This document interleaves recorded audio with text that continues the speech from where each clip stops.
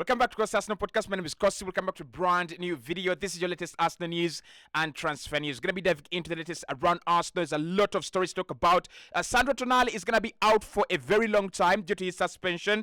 And Newcastle are looking at Emile Rowe as one of the potential replacements of Sandro Tonali in midfield. We'll be talking about David Raya, who wants to go back to La Liga at some point in time. He says, at the moment, I'm focused at Arsenal, but I'd love to play in the La Liga. I'd love to go back to Spain and play football there as well. We'll be talking about the striker swap deal. Victor Osimhen, Gabriel Jesus. I've seen it and I said I will give the boys, I'll give the girls a chance to react to this on the channel. So here it is. Let's react to that swap deal. Gabriel Jesus, Victor Osimhen. What are we thinking? Is it one of those deals that you could blindly do?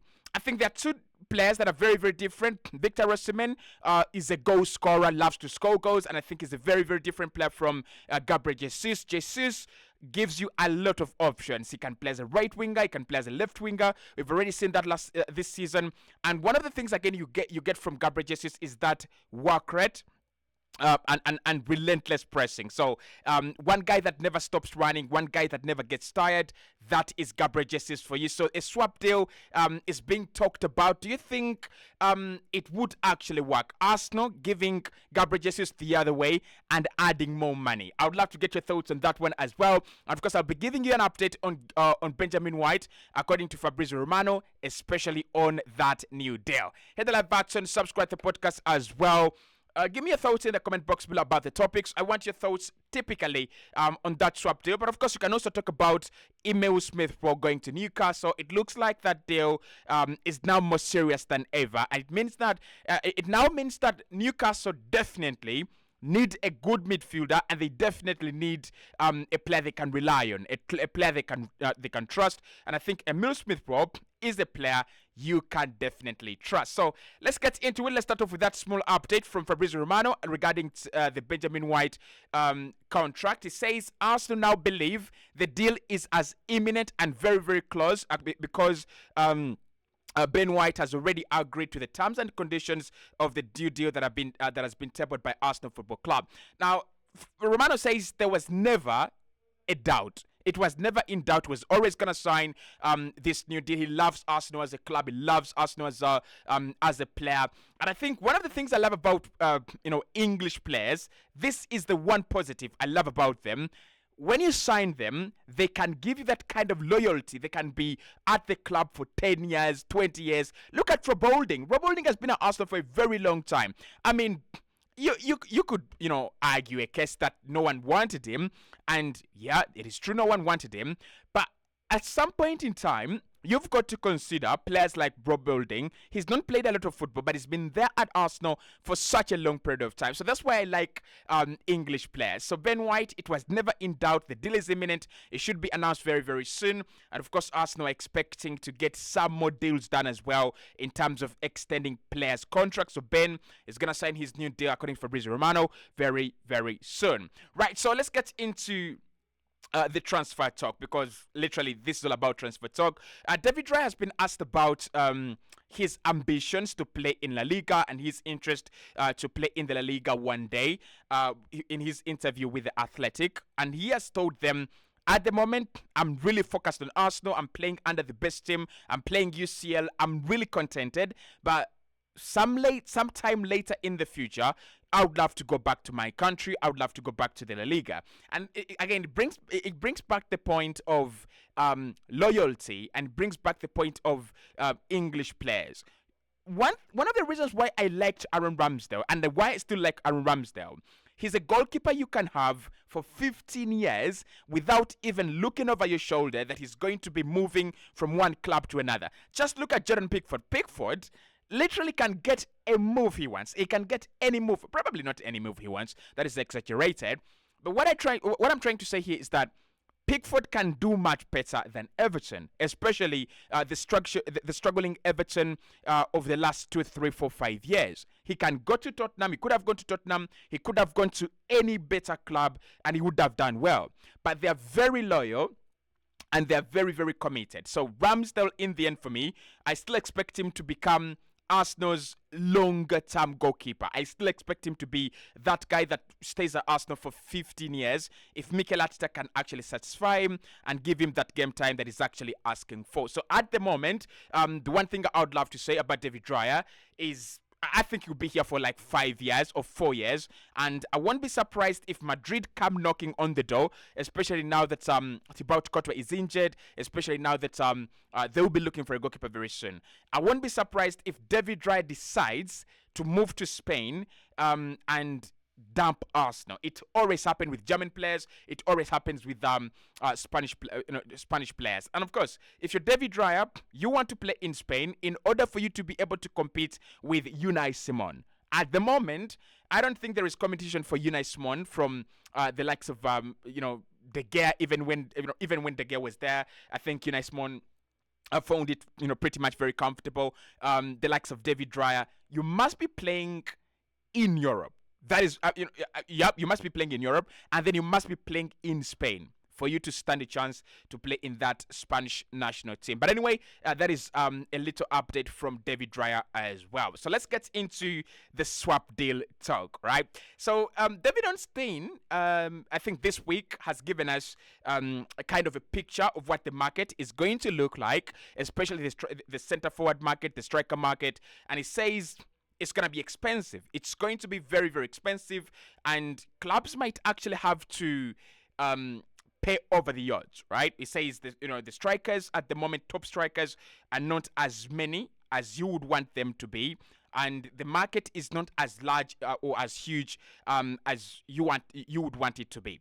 So you have around 5 strikers, and you have around 10 clubs fighting for those 5 strikers. Lewandowski at Barcelona is getting older. That means Barca will be looking for a striker very soon. Real Madrid are in the market for one. I think Paris Saint-Germain, if they lose Kylian Mbappe, I won't be surprised if they decide to go for another player. Maybe not a striker, but again, another player in the caliber of Kylian Mbappe. I think Arsenal are in the market for one. I think Chelsea are in the market for one as well, and Tottenham Hotspur are also looking for a centre forward. So when you consider all that, David Ornstein says that it's gonna be ridiculously expensive. It's going to be, it's gonna be pricey, right? And I kind of agree with him there because, to be honest, I think the market for strikers has been neglected for a while. So PSG signed Randall Colomwani this summer, and they also signed Goncalo Ramos, this summer as well, right? So that means that they have signed 2 of the best young talents on the market. So it's always going to be expensive. It's always going to be very, very expensive when you have 2 strikers go to PSG and then the market is left with none. And what we have seen already as well is Haaland going for, like a huge contract, huge money. I don't think Arsenal would pay Erling Haaland that much. And then still, what we have also seen in this what we have also seen in this market for strikers is you have the likes of Rasmus Hojlund going for 75 million. You have the likes of Darwin Núñez going for close to 100 million. So Arsenal will eventually have to pay. We will eventually have to pay the money. Now, there is talk of a swap deal in order to reduce the price. There is talk of a swap deal in order for us to get a good deal. And that swap deal is between Gabriel Jesus and the man himself, Victor Osimhen. So, look, I've seen this story, and I wanted us to talk about it. I really wanted to react to it. I think it's 2 days old, as a story. But eventually, I thought we would eventually talk about it. It's a ridiculous suggestion, but it is not one that has never happened before, right? I don't think if you talk to Aureli De Laurentiis at the moment and you told him, we give you Gabriel Jesus, you give us Victor Osimhen, especially at the moment that Victor Osimhen is kind of unsettled out, I should say, right? Kind of unsettled at Napoli, right? You have these, sagas of the social media accounts, his own club trolling him here and there. We might have an opportunity. It could be an opportunity. But again, it is something I wouldn't do. It is something I don't see happen. It's just ridiculous. It's very ridiculous. One, I don't see why Napoli would sign Gabriel Jesus at the moment. I think their strategy at the moment is go and sign young strikers that can give you that kind of that you can leverage at the moment. Actually, in truth, that's what they're trying to do. That's their business model. So they want to sign a player like Osimhen probably. They want to sign him for maybe $90 million, and they want to sell him for $150 million and make that kind of profit. With Gabriel Jesus, if you went to Napoli right now, I don't think they would be getting a lot of money in the future when they decide to sell him. So I don't think that fits their strategy. But then also, Victor Osimhen is a hot product on the market, like really, really hot product on the market. They would love to get some good money. They would love to get some, straight cash. And there's so many clubs that are going to be willing to offer cash. Napoli don't have to listen to any swap deals. All they've got to do is get their 150 million or 120 million pounds, and then go out there and sign anyone for 40 or less than 40 million pounds, replace Victor Osimhen, and life actually goes on. But when you think about this in the perspective of Arsenal, we need to add to Gabriel Jesus. We don't need to replace Gabriel Jesus, right? He's not a goal scorer. His XG is his XG numbers are murdered and all that. But I don't think we need to replace him. If anything, we actually need to add to Gabriel Jesus. That's what I would say. That is what I would say. We need to add to Gabriel Jesus. We don't need to replace him. I want a striker that comes in to become that second striker, that second option, can score a lot of goals. Because with Gabriel Jesus, there's a lot to get. There's a lot to get from such a player. You have that right wing, left wing flexibility and versatility. You have the relentless hard work. I like him. I really, really do. So it's not the most ridiculous story. But again, it is out of touch with reality. That's what I would say. It's out of touch with reality. It's out of touch with reality. I wouldn't say Arsenal really need to get this deal done. I wouldn't really say that, in my opinion, right? It's not a deal that I'm really, really attracted to. But if it happened and Osimhen becomes a success and he scores the goals, who knows? I mean, we might not even be talking about it, anymore. But at the moment, that is the small update I saw, and I thought we could talk about it. So finally, let's talk about Emile Smith-Rowe. Newcastle are now in fear that they could be losing Sandro Tonali for a longer period of time than anticipated, according to TalkSport.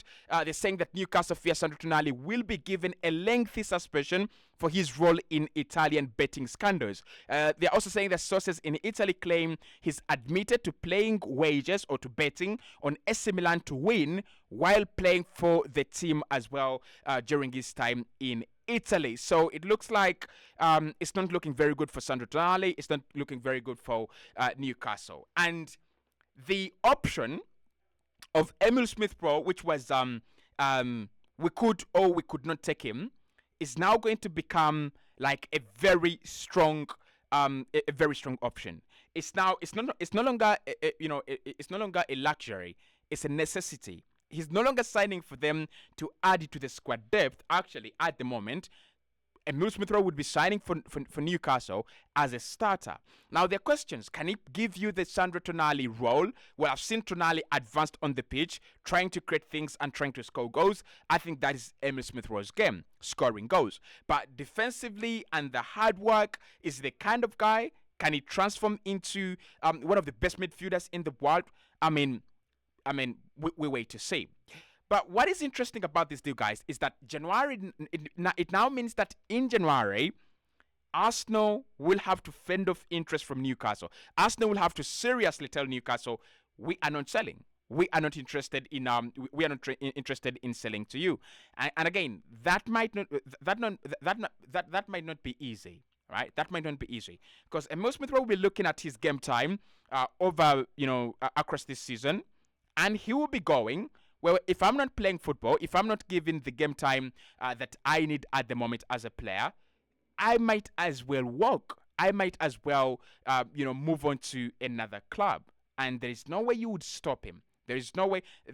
I don't think it would be possible for us to go. You cannot go, even if you're not playing. Even if you're not playing football. So, look, I've seen some of you in the comment box below telling me, well, Cossy, we can sell him. We can let him go. I completely disagree with you. I think Emile Smith Rowe should stay at Arsenal. But if they bring good money, maybe Arsenal could think about it. I mean, think about it.